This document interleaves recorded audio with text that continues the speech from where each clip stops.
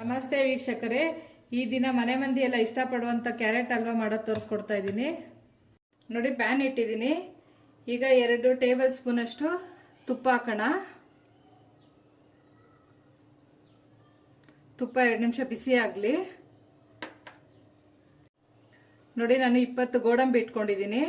ಗೋಡಂಬಿ ಫ್ರೈ ಮಾಡ್ಕೊಳ್ಳೋಣ. ನೋಡಿ, ಸ್ವಲ್ಪ ಫ್ರೈ ಆಗಿದೆ. ಈಗ ನಾನು 20 ದ್ರಾಕ್ಷಿ ಹಾಕ್ತಾ ಇದ್ದೀನಿ. ಇದು 1 ನಿಮಿಷ ಫ್ರೈ ಮಾಡ್ಕೊಳ್ಳೋಣ. ನೋಡಿ, ಫ್ರೈ ಆಗಿದೆ. ಈಗ ಇದನ್ನ ನಾವು 1 ಕಪ್ಪಲ್ಲಿ ತೆಗೆದಿಟ್ಕೊಳ್ಳೋಣ.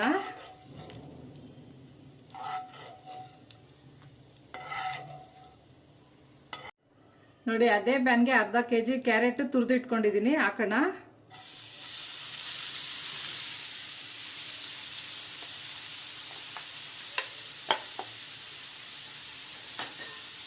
ಈಗ ಇದನ್ನ ಈ ತುಪ್ಪನಲ್ಲೇ ಫ್ರೈ ಮಾಡ್ಕೊಳ್ಳೋಣ.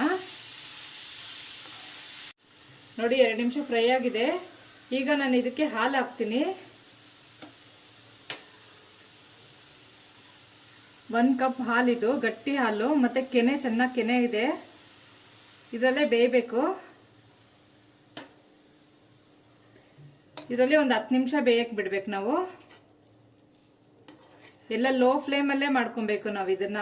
ನಾವು ಹೈ ಫ್ಲೇಮ್ ಅಲ್ಲಿ ಇಟ್ರೆ ಬೇಗ ಗಟ್ಟಿ ಇದು ನೀರು ಹಾಲೆಲ್ಲಾನು ಇಂಬ್ರೋಗುತ್ತೆ, ಮತ್ತೆ ಬೆಂದಿರೋದಿಲ್ಲ.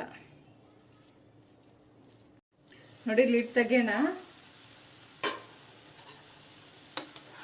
ನೋಡಿ, ಹಾಲೆಲ್ಲ ಎಳ್ಕೊಂಡಿದೆ, ಬೆಂದಿದೆ.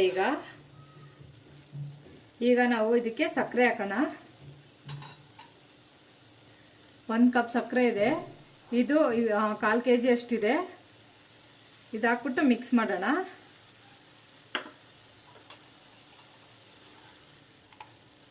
ಇದು ಮಿಕ್ಸ್ ಮಾಡಿ 15 ನಿಮಿಷ ಪ್ಲೇಟ್ ಮುಚ್ಚಿಟ್ರೆ ರೆಡಿ ಆಗಿರುತ್ತೆ.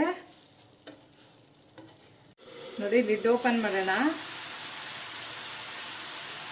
ನೋಡಿ, ಚೆನ್ನಾಗಿ ಬೆಂದಿದೆ, ಸ್ವಲ್ಪ ಪಾಕ ಇದೆ. ಈಗ ನಾವು ಇದಕ್ಕೆ ಏಲಕ್ಕಿ ಪೌಡರ್ ಹಾಕೊಳ್ಳೋಣ. ನಾನು 2 ಏಲಕ್ಕಿನ ಪೌಡರ್ ಮಾಡ್ಕೊಂಡಿದ್ದೀನಿ. ಇದು ಚೆನ್ನಾಗಿ ಮಿಕ್ಸ್ ಮಾಡ್ಕೊಳ್ಳೋಣ.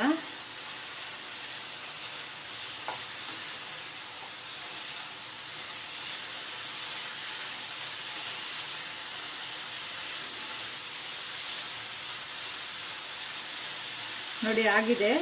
ಈಗ ಇದಕ್ಕೆ ನಾವು ಹುಟ್ಟಿಟ್ಕೊಂಡಿರೋ ದ್ರಾಕ್ಷಿ ಗೋಡಂಬಿ ಹಾಕೋಣ.